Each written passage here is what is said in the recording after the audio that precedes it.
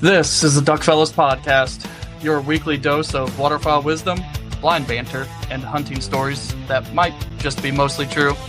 Hosted by Tyler, Kade, and Austin, three fellas chasing feathers and some good times. Do us a favor and hit that like and or subscribe wherever it is you're listening in at. Awesome. Hi, I'm Tyler, joined by Kade and Austin. We'll get into a little bit of intros of ourselves here at first. I guess we'll start with me because they didn't want to go first. Losers. Someone's got to do it. Might as well be you. Why is it always got to be me? You're a fearless leader. I'm feared. Basically myself, I grew up hunting the Mississippi River, Southern Illinois. My whole family's done it, dating back to my great-great-grandpa. And it's just something we've always done, and pretty much if you didn't do it, you were kicked out of the family. More or less. Have been at times too anyways, so. But yeah, still kicking at it, and been doing it my whole life. I'll go on to Kade. I was going to say, who's next now? You. Pookie goes last. Pookie goes last. Pookie, good boy. I'm Kade Higday. I've grown up around the Des Moines area and live in Knoxville now. I actually had to look back today and figure out when I started waterfowl hunting, and it was 2014, which actually kind of surprised me. It feels like it's been a lot shorter of a time than that. But yeah, season 12, and yeah, excited to actually get some birds here. It's still mid to late October here, and shit's kind of going slow. Last but certainly not least, I'm Austin Little. I don't have to look back at how long I've been doing this. This is my second full waterfowl season, and I just got lucky enough to become friends with my other two hosts here for the podcast, and they have taken me under their wing. You're welcome for that one. Good pun. Yeah. Ha ha. Thank you. Someone has to be funny in this group of three guys. Oh, is that all you got? I don't think that was it, buddy. It'll get better. Don't worry. We're looking forward to that. Good. I guess now we'll just get into a little bit of what we want to get out of the show and kind of who we want to reach and what we want to do. I mean, for me, it's kind of neat just to talk and share hunting stories. I enjoy looking back on the seasons we've had. You know, us as a whole, we haven't been hunting together all that long. And really, it's our second full year basically hunting together. But we've hunted together throughout the past, me and Kade, off and on, since I moved to Iowa 8 years ago. Then Austin, you know, he likes to tag along like a leech during the week when he's not working. But it's always fun to talk to people and meet people. I enjoy meeting people and taking new people out. And hopefully we can get to know some people from this. What you guys? What are you guys looking to get out of this? Kind of the same thing. It'll be interesting to see like kind of who we could get on the show and talk to. I know like Austin was mentioning earlier, it was kind of a joke about getting some of the conservation officers and like the Corps of Engineers guys on, but I feel like if we could actually land a couple of those people and kind of have them talk through why they do some of the things they do, it'd be really informative for some of the people that don't know. I can agree with that. I definitely look forward to getting some guests on here other than Austin. Right. I respect that decision. Yeah. So really for me, I mean, last year being my first full waterfowl season, pretty unconventional, I would probably say, for someone's first full waterfowl season. I got the opportunity to hunt a bunch and kill a lot of birds. So that was pretty cool to do. Got the opportunity to hunt with quite a few different people, mostly out of the boat. So I'm pretty spoiled in that aspect as well, too. I don't like being cold. Don't ever really have to worry about that. So yeah, that's really where I'm at with it. Yeah, but you're pretty much professional now since you got the Sitka waders this off season. Yeah, so I would call myself a semi-pro. Give you that to the field. Yeah, but Maybe someday people will think of me in the same tier as Beach and Hig Day. So grab that. Oh man, I'm widely hated. I don't know if you want to reach that. Well, That's always fun. one way or the other, I mean, your name is still in people's mouths, whether they love you or hate you. I won't dispute that there's probably a lot of hate going on. It's all in fun. We know you for sure live rent-free in one guy's. That'll happen. That will happen. It will indeed. Uh, You guys ready to jump into this thing? Might as well get into it. All right. So anybody that knows us, and if you don't, we'll kind of inform you here. We kind of have like a more aggressive style to how we do things, and obviously Tyler spends a lot more time with it than I do, but we're all passionate about it, and Tyler just gets the chance to eat, sleep, and breathe it for at least a month every year. So let's kind of go into what we think, or what like classifies like an aggressive style of hunting. What goes into that? For me, the aggressive styles, personally is hunting public ground and just the competition of, hunting next to people all the time. And you got people, they either are trying to set up close to you, or, you may scout a spot for a couple, 2-3 days or a week even. And then you show up the next morning and there's somebody there. And all that time you spent trying to find those birds and pattern them is pretty much wasted. You just got to go to the next line and try and see if you can kill them somewhere else, which we have been very successful doing that in the past. Last year was pretty easy to kill ducks where we hunt. It was probably one of the better years since about 7-8 years ago, probably now. But it also goes into the calling. Like we get pretty hard on them at times. We'll scream at them to get their attention, but you also got to know when to back off too, and notice that the ducks just ain't liking it. I feel like that's one of the hardest parts too. Like once you can efficiently run a call, it's easy to overblow them, and a lot of people don't understand that. Yeah. I mean, it's not that hard to make a duck call sound good enough to call in ducks, but it's hard to know when and how to call it ducks at times, because every duck's different and they're all gonna react to the calls different.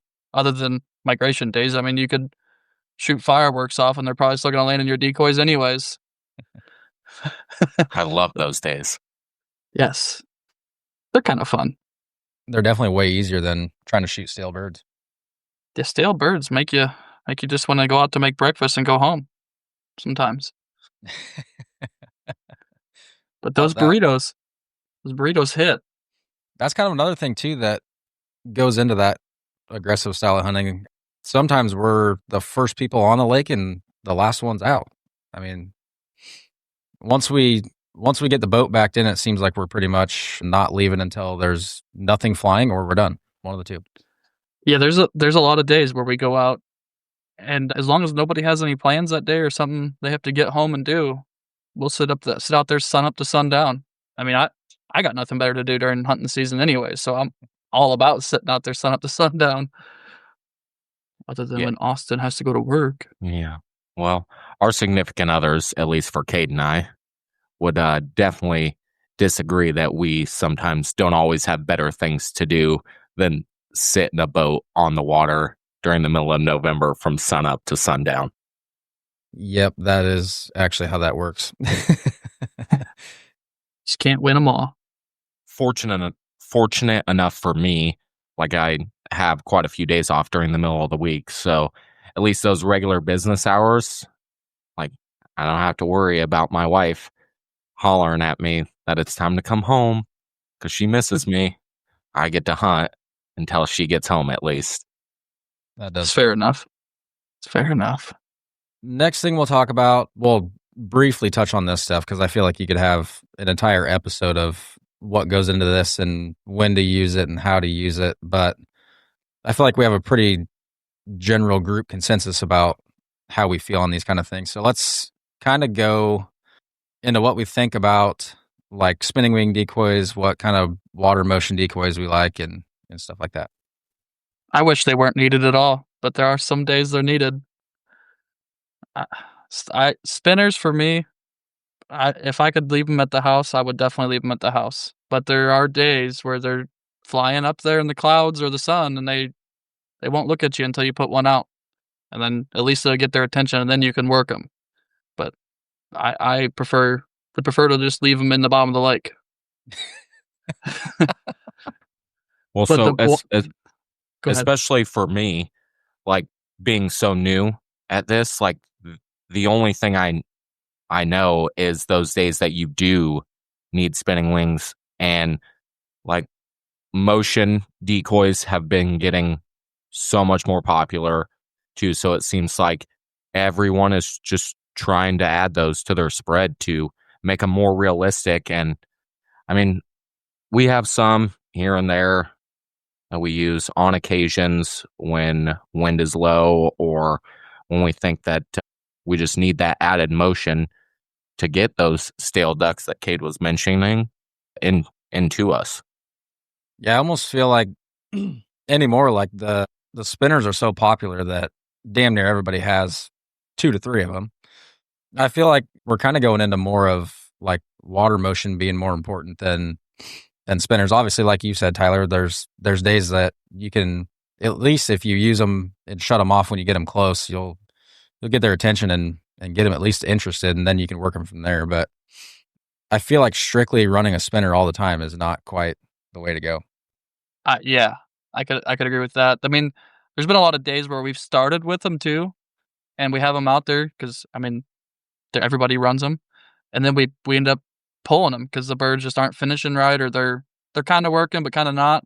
We pull them, and we're the only ones out there without a spinner, and all of a sudden they're eating us up. We've had that happen numerous times. It's days like that where you just got to kind of look around and try things. Yeah, for sure. All right, so let's kind of wrap up the aggression here, and we'll kind of go into some more laid back stuff after that.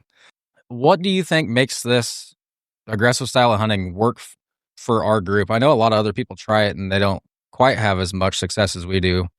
Like you mentioned, Tyler, we mainly, we do always hunt public land. Like you said, we got people trying to set up on top of us and all that other fun stuff, but it almost always seems like we're one of at least 2 or 3 groups that are really getting into them. Why do you think that is? It's hard to say. I mean, I think it's got a lot to do with hide, because I mean, there's a lot of boats that will pass either when we have to leave early or we're killed out and they're still hunting, and you just drive past and you look at it and it's like, are you trying to hide? I mean, usually when we show up in the morning, we get the boat, the big boat, put in spot first, and we go cut willows. We'll cut down willows, or we'll find some cattails or whatever we're hunting in, and we'll match the boat to whatever we're hunting in and try to really conceal. I mean, I'll sit there and cut till the shooting time pretty much, and just to make sure that the ducks ain't going to see us, or try to. So they still see us some days anyways. I think that's really our biggest thing is we do a lot more in concealment than anything. Some days I think decoy spreads do make a difference in how they're laid out, but then there's days where I don't think it really matters if you have a dozen or if you have 200. It just depends on the day on that side of it. But the concealment's a key thing every day, I feel like. I've always thought the same thing too. It's hard, like when we go hunt with other groups, it's hard to kind of pound that in somebody's head, like, hey, spend the extra hour and go cut way more stuff than you think you need, and you'll end up going to cut more. I promise. Yeah, for sure. How about Austin? Like, look, because from your perspective being new into it, like, what have you noticed from the past year and a half or so too, hunting with us? Yeah, so for me personally, I'm like sitting back and watching, learning so much stuff every single time that we go out. Hide is incredibly important, and you guys being the 2 guys that I primarily hunt with, like, some mornings you just don't want to do it, but it's like you have to, and I truly do think that that's why we're so successful and why you guys make me get up so early to get out there. Get up on time. That is true. Yeah, I was gonna say, when the days you show up and wake up. I try to. Not today.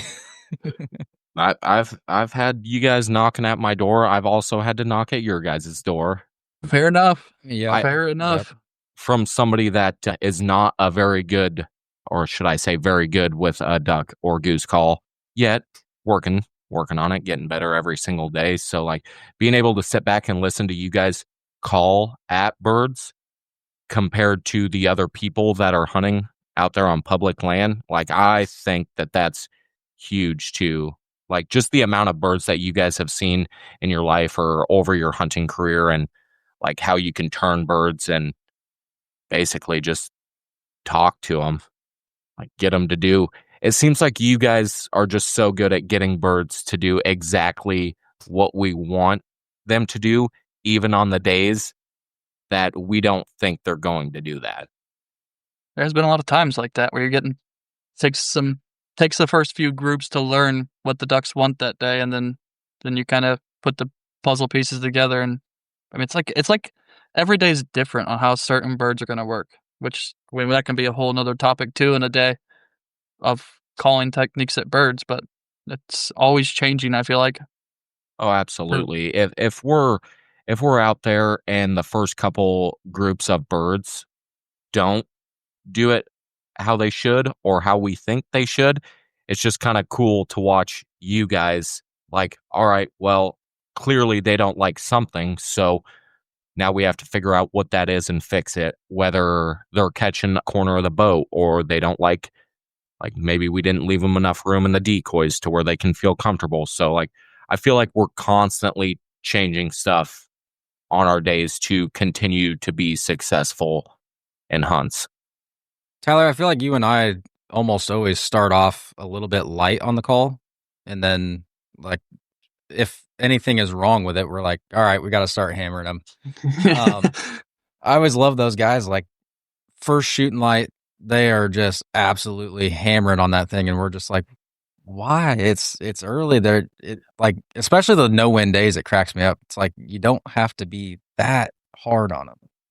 Right. Yeah. Well, I mean, first light, anyways. That's when the ducks are flying their lowest. Yep. I mean, the soft quacks and the little hen cackles here and there, and just the little bit of chuckle. And I don't like the fast roll and feed chuckle, but the little bit of chuckle here and there, and the light calling in the morning is always my favorite to do. I hate just ripping on it at 6:30 in the morning in their face.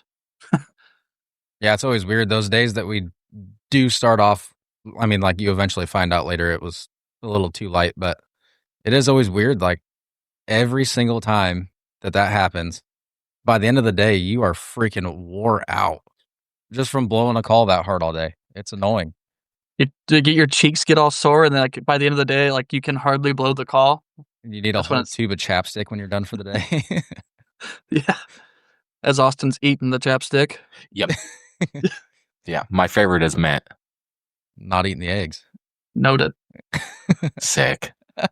It's the first episode. We snuck one the eggs into it. I just had to get it out of the way. Yeah. I'm sorry. Yeah. No, it's better to get it out of the way in the first one, Austin, than like the next, anywhere. Yeah. I do remember every single one of you guys still eating that breakfast, even though there was no eggs in it. So clearly it was not that big of a deal. No, it did turn out okay, but it would have been a hell of a lot better if it had egg in it. Yeah. I think that was the earliest day we cooked breakfast last year, too, because we cooked it before shooting time. Yeah, that was the only day that I remember we cooked before the sun was up. Yeah. And Austin just had to ruin our mornings, like before we even got to shoot a duck. I'm pretty good at that, yeah. But we got that fixed this year, though. Your wife's going to pack our lunch or our breakfasts for us whenever you're in charge of breakfast. Yeah, I know. That's why I said that I would just be in charge of the cooler with the pans in it. That way my wife even offered to do it. Right. So I like it. I think Austin told her on a sidebar to do it for him so he doesn't get made fun of anymore for it. Well, that way I can just blame it on her if something's wrong. Fair enough. That is fair. These guys are mean to me. Can you make us breakfast?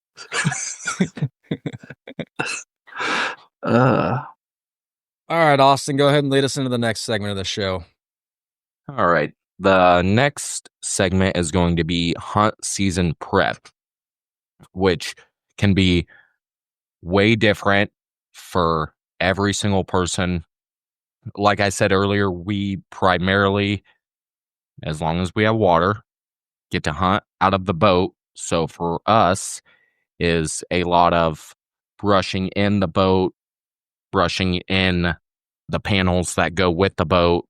What do you guys think about more specifically the boat and the blind and how we have to brush it in? I think Kade skipped out on all the brush work this year. I did. I got this crazy thing called a job. That's ridiculous. We did do all the brushing during the week this year. But it was just me and Austin this year, which is normally for me I have it do it on a weekend so we can get 5, 6, 7 people there. Kind of sucked. Yeah, the year before there was like 7 of us, and I'm like, oh, this isn't that bad.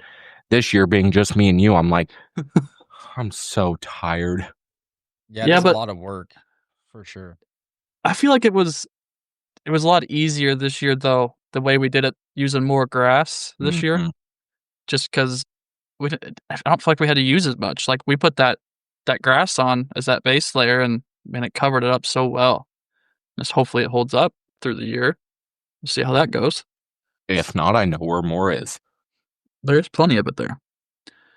But yeah, it was an entire day's worth of cutting grass, cutting willows, multiple trips with the little boat full of whatever cattails as well too. We cut a couple loads of cattails, and then between cutting it, getting it all back there, putting it on the boat, sun was going down when we were finishing up. I mean, what did we work on it for? Like, was it 3 days that we took and just brushing the blind?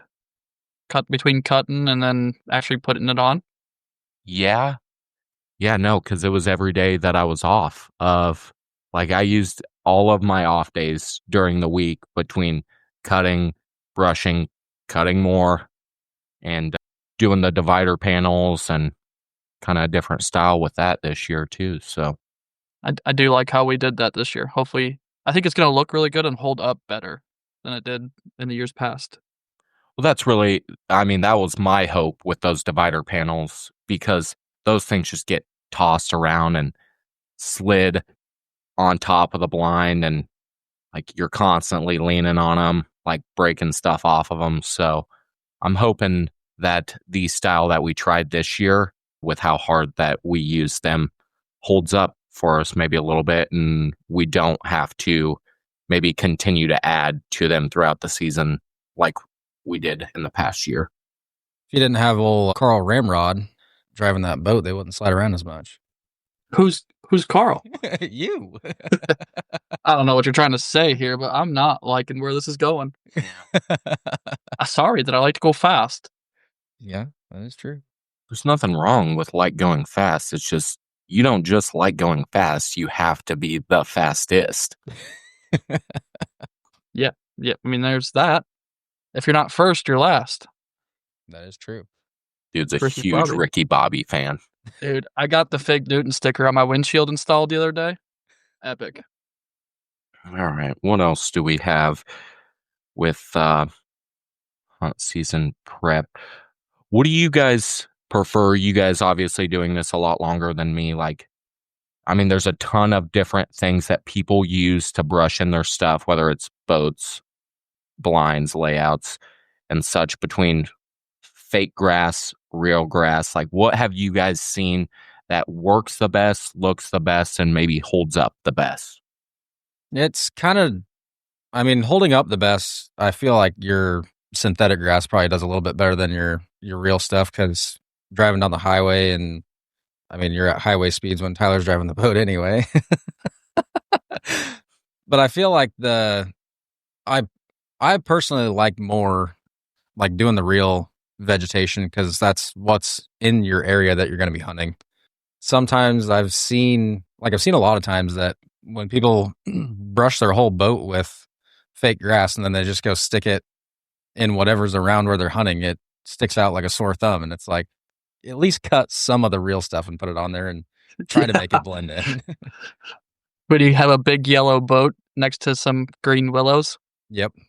That does tend to happen quite often. Brand new synthetic grass that's just bright yellow. Couldn't even put some brown spray paint on it to at least make it look a little bit used. Looks like a school bus out on the water. Yeah. I'm in the same boat with you on that, Kade.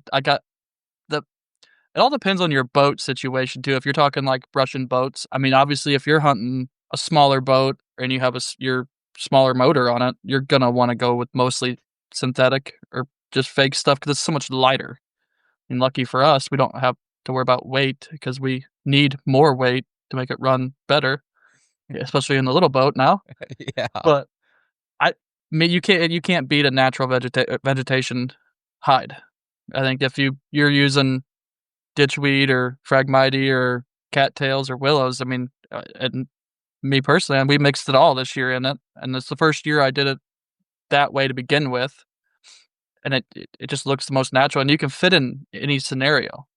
I feel like because you got a little bit of everything on there, and it almost looks like a big beaver mound out there in the marsh. A big one. Yeah, that kind of leads me into the next thing that would probably best suit Tyler. I was going to talk about what boats that we use, and they both just happen to be yours. So we use ones that float in water and have motors. Big motors. So I got two of them. I got the Havoc 1756, and we up until this year had a Boss 75 on it, which was always the talk of the town wherever we went with that. Because there's just not many of them out there. And it was a cool motor, but I hate service drives. It just, I like to go fast, and they don't go fast. No matter what you do to them, I don't care. They don't go fast. Even when you build them up, but as soon as you put a load on them and you load them down, you're either going to blow it up or it's going to slow way down anyways. Or both. Yep, that too. So now that boat got a 115 on it this year, and I'll let you guys talk about that for a second here on how that runs. That thing freaking rips. We went out yesterday and finally got the break-in period, well, partial break-in period done, and we were able to, if we could run it wide open, we would have, but little rough conditions yesterday at 50 freaking 3 miles an hour, and it starts lifting the boat out of the water. I kind of said that was enough. Chicken.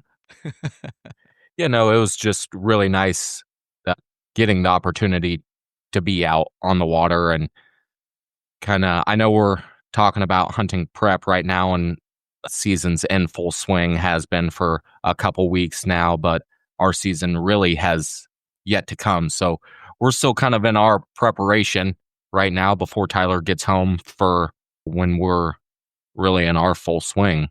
But yeah, Daddy's coming. Daddy's coming. Yeah, that boat is freakishly fast and will also be the talk of the boat ramp, just not for how loud it is anymore.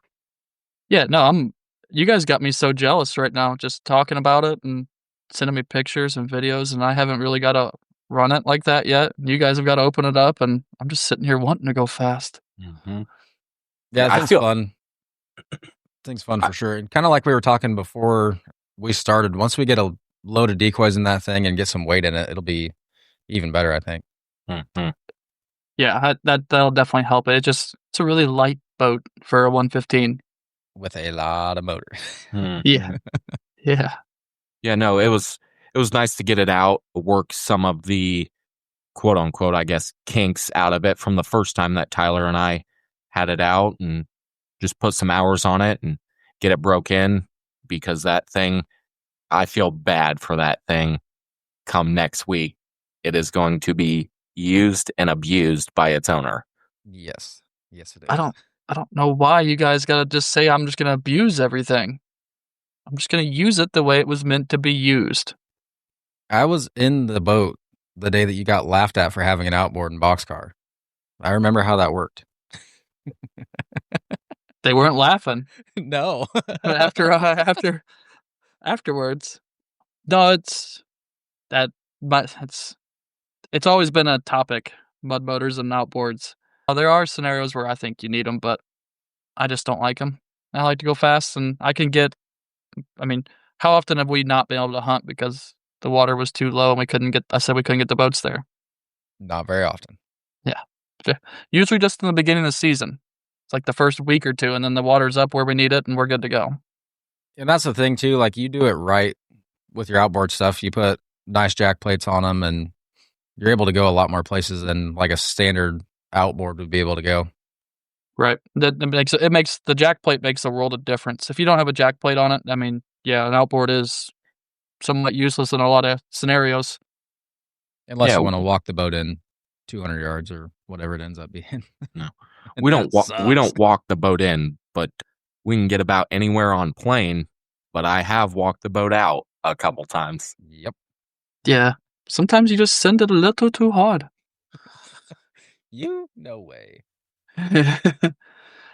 We'll get it. I guess getting off the little boat, we'll move into the big one. That is my baby. I had it custom built 6 years ago now. It was either 6 or 7 years ago. I think it's 6, but it's a 23-foot plate boat. And I got originally a 200 horse Mercury, but it is now pushing about, I think it's 343 horse on it now.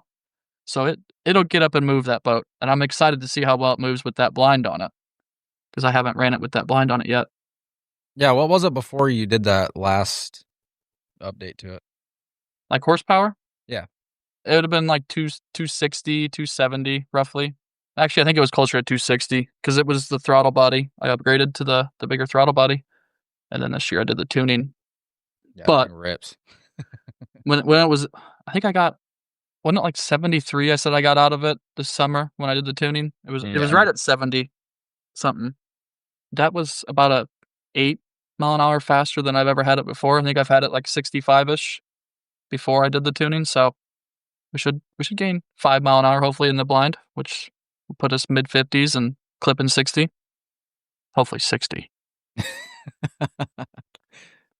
Don't get it wrong, people. Like, he does other nice upgrades to his stuff that don't just involve speed. Like, the big boat got new headlights this year that are insanely bright, and it got new carpet in it, which is very, very nice to have that new carpet as well.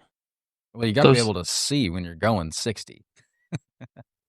The problem is you really got to plan ahead when you're going that fast at night. Yeah. You got to know where you're going before you really go. Otherwise, but those that headlights could be really not fun. Yeah. Yeah. It doesn't matter if it's 3 a.m. or high noon. Those boats run at full tilt. Always. We'll see how Austin runs that little boat the first time he runs it. Especially on one of those like 25 mile an hour wind days. Yeah. Yeah. Back there just getting soaked. Yeah. Those will be the days that I try not to race you and I just suck up in behind you. That way that'll be your best option. Yeah. That way I don't have to visit a chiropractor every single day. It doesn't ride that rough in the back though. When you're back there, it's just in the front that gets rough. You guys said that that tiller torque was not all out of it, but way more manageable after you guys adjusted that tab on the bottom of the lower unit. Yeah, it's way better now. Mm-hmm. Which I didn't run it before we adjusted it, but the way you guys talked about it and how it would spin a death circle at idle, yeah, it's way better. Yeah. You did not want to let go of the tiller handle before because you were instantly making a right turn. Yeah, it doesn't do that anymore. It's a lot more fun to run. You can now run it longer than 10 or 15 minutes at a time and not feel like you need your shoulder replaced. You are getting old. Mm. Yeah, coming from the oldest one in the group, that's crazy. I just had to get it out on you first before I knew attack was coming eventually on me. So there's only one of us in our 30s in this group, and it's not Kade and I. Nope. You are closer than me, though. I'm creeping in. Yeah, we still got some time. Yeah, you just had a 10-year class reunion. You're getting old, too. Oof, I feel it. Don't get me wrong. I feel it. I would say you look like it, but right now I can't see you, so I couldn't tell you. Yeah, you guys think that the camera doesn't work. I just don't want you guys to see me. Did your spray tan get messed up today or what? It did. Yeah, I'm going to have to talk to the wife about that one. She's slipping. You have just straight up thrown your wife under the bus this entire episode. Yeah. Well, they liked this idea to start their own podcast too. So if you guys get the chance, like, go listen to that, because I get thrown under the bus a couple times in that. I haven't listened to it yet. You need to send me the link for it. I'll have to do that. Yeah. I think really to wrap up this hunt season prep, I'll just finish out talking about the other things that, like, we personally have to prep for, whether it's, we got a lot of new stuff this year, so I'm really excited for that. We're mostly done, about ready for Tyler to come home. We got the hours knocked out on the little boat. The stove for Mr. Burrito is cleaned. The Burrito Bandit. Yep. The Burrito Bandit. I like that. That has really blown up in the past year. Yeah. Oh yeah. Yeah. So we have essentially new heaters now. All the parts in them will be new, which is nice for me because I get cold all the time and I hate being cold. You really enjoy the wrong sport for hating to be cold. I know. Yeah, I know. I got these nice new waders this year though, so with over double the insulation for my feet, so I'm really hoping that makes a difference. Yeah, but you do know that the rest of the waders are uninsulated, right? I do, yeah, which is not a problem at all. My legs don't get cold. It's my feet. Twinkle toes.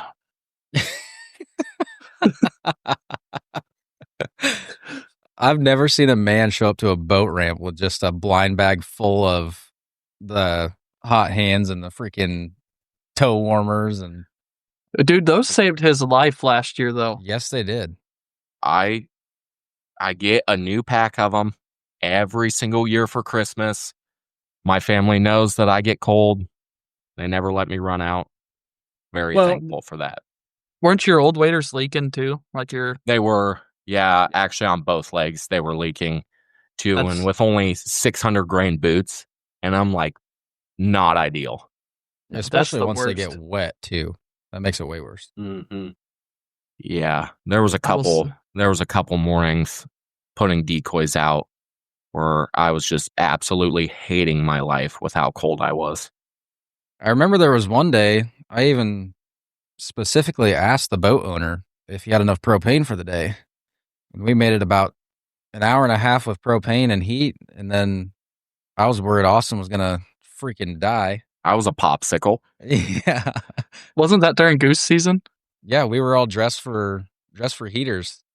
Yeah. I know I'm a busy guy, dude. I have a lot of things going on. You said it had enough propane though. I forgot that Austin uses a gallon a minute. Yeah. That's fine. I would have offered to bring a whole nother propane tank that I had sitting in my garage. All you had to do was say something. You're like, no, it's fine. I have plenty. We, in fact, had not plenty. Yeah, but we should honestly just leave a spare one in there. Well, I plan on it, put it on the front. And I did that a lot last year too, though, during duck season. Goose season's it's really a whole different game compared to duck season on preparedness. Yeah, and it's either 20 below or 40. Yeah. Yeah. So we're either fighting as thick of ice as the boat will break, or we're out there staring at ducks landing in our decoys all day and no geese. Yeah. Well, do you guys think that I missed anything or anything that I didn't bring up hunting season prep that we do, or you think that people should do? Everybody's going to be different on things they should do. It just depends on what they're hunting, whether it's kayaks or layout boats, all that stuff. So, I think we got it pretty good there. Not everybody gets the luxury of hunting out of a Cadillac on water. A super yacht on steroids. I don't hear you guys complaining. No, I'm not complaining at all. I thoroughly enjoy it. I love the party barge. Yeah. Well, I suppose that'll roll us right into our next one, the hopes for the season, Tyler. What are your hopes for this season? To kill ducks. Plain and simple. That's just to it. kill ducks. I mean, just straight wax them. No, I mean, I always, when it comes to the expectations for hunting season, I always have high expectations for it. The fact of the matter is you're limited to what Mother Nature gives us.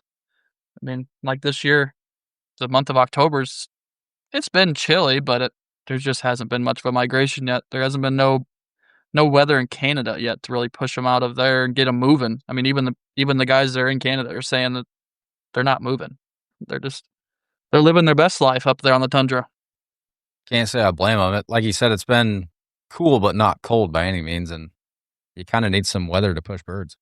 We're just now getting into the 30s at nighttime. Yeah. So, well, I'm in Michigan, and we got our first frost like last night. Mm-hmm. Last night was the first good frost we've had up here, and to me that's crazy. But like if we're basing it off of like last season, that's going to be a hard one to beat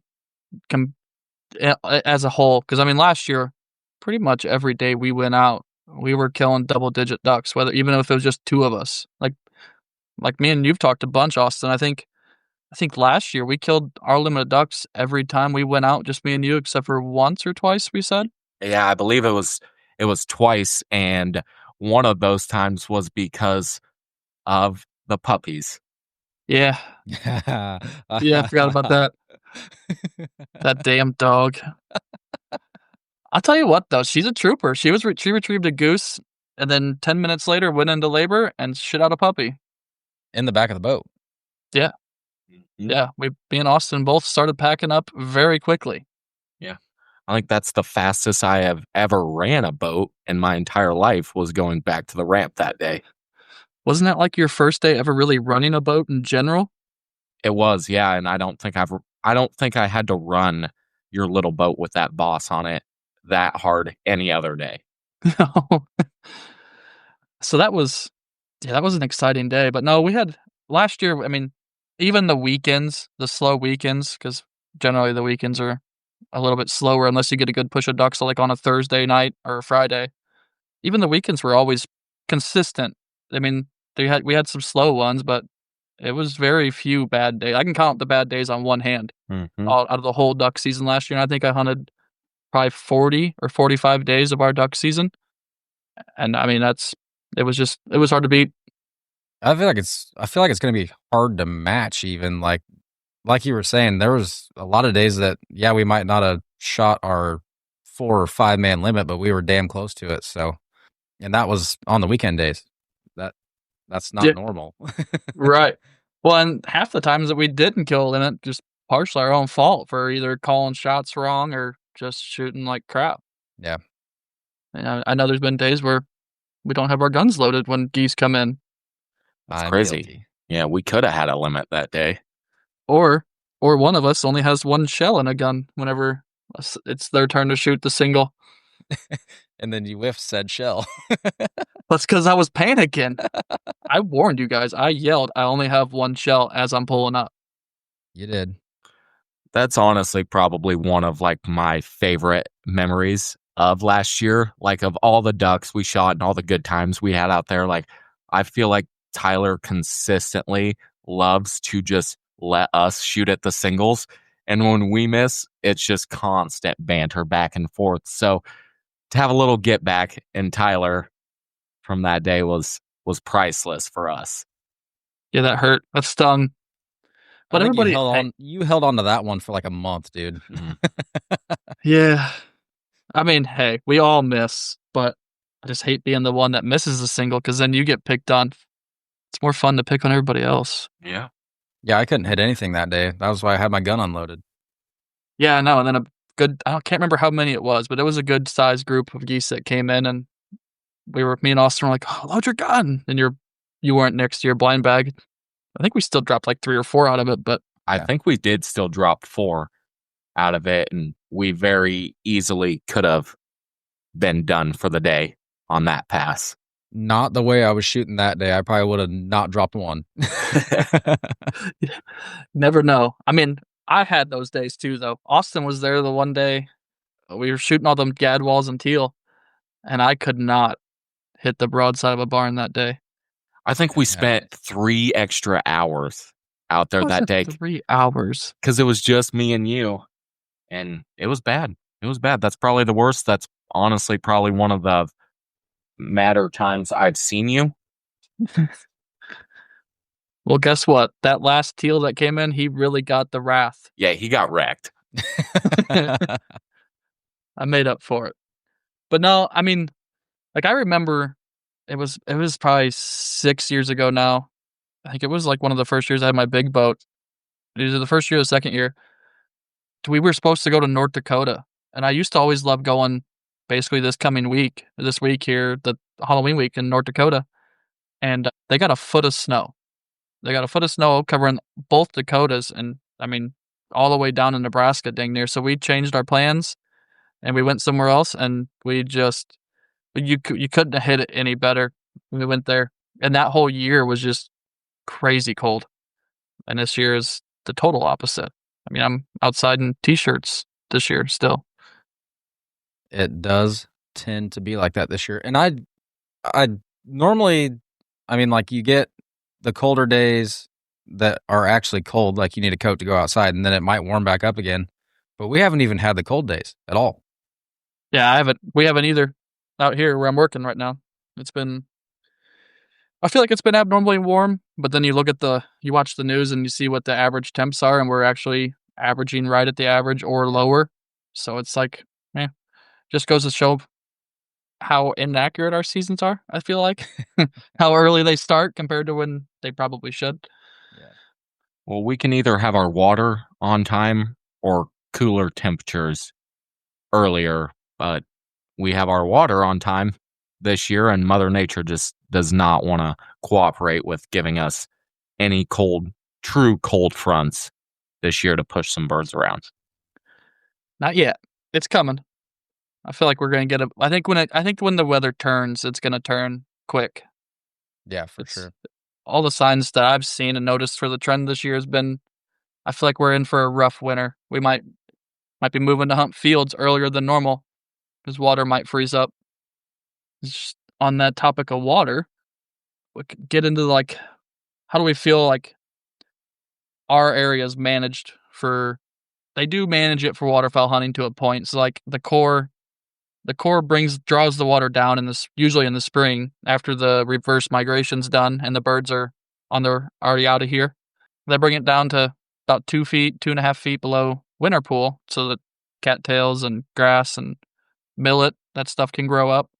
How do we feel that they've done with managing that? I know it's hard to manage because it's a flood control lake, but with what they've been dealt with. I feel like, I mean, when we were getting all the rain that we needed to bring the lake up and they just kept letting it all out, I'm like, can we at least hold a little bit back so when we don't get rain like right now, we still have some water? But they timed it out about right, I feel like. We're up, not quite to where we want to be, but at least have enough water to get around where we want to hunt. And yeah, like we were just saying, we're just waiting on birds now, which is boring. I'm glad I'm still working. Austin, you got anything over there? Did we lose him? We may have lost Austin. Shucks. Well, the show must go on. Is he back yet? I don't think so. It'd No. be nice if you had a camera, you could see him. I know. Yeah. Been staring at a black screen for the past 50 minutes now. I mean, we're getting close to being done here anyways, but I wish he'd join back in before we're done. I wish they would do I know it's the Corps, and which I just found out last year we're not required to send water downstream to anybody. It's just for strictly flood control for Des Moines. But I do wish they could do a little bit better on it. I wish they'd finish this work on our dam so we wouldn't have any more excuses of why they're keeping the water a little bit lower than normal or not bringing it up when they should bring it up. Yeah, but we know how this works. They'll just find something else to have a reason why they can't bring it up or can't take it down or whatever. Yeah, no, they are professionals at figuring that out. Oh, yeah. Oh, I think he's back. I am back. Sorry. Oh, you're good. We were saying it would have been nice to be able to see that you weren't there anymore. I know. I thought about texting you guys, but then I'm sure you would have found some way to make fun of me for it. Did you disconnect or did you just leave the chat? No, I had to use the restroom. Did everything come out okay? Yeah, it did. Thank you for asking. Just making sure. Mm-hmm. You're lucky you can't see me right now. So we were talking about the water levels. I don't know if you were here for that. Yeah. No, so, I mean, I only missed like probably 30 seconds or so. Like I heard you guys talking about the water levels. I feel like I don't necessarily have too much of an opinion on it just because I'm so new to this. The only thing that I ask is that there's enough water back there to get the boat around. That's about it. Pretty much. I mean, I can concur with that. That's the easy way to put it. Right. Yeah. Straight to the point. I like it, Austin. Yep. Yeah. I Short and mean, sweet. Give us water and give us it now. yeah. They have it, so why don't we just keep it? We're close to our winter pool. They won't bring it up that last 6 inches. That would be very, very nice. Indeed, it would. It's amazing how much that makes a difference in areas. Just that little bit of water added Not to it. necessarily, or at least from what we were talking about yesterday, going back last year and looking at the lake levels, not necessarily to get into places, but to be able to get back on plane and get out of them quicker. Yeah, because where it's at now, we can get everywhere we want to go anyways. Just might take us a little bit longer to get back out.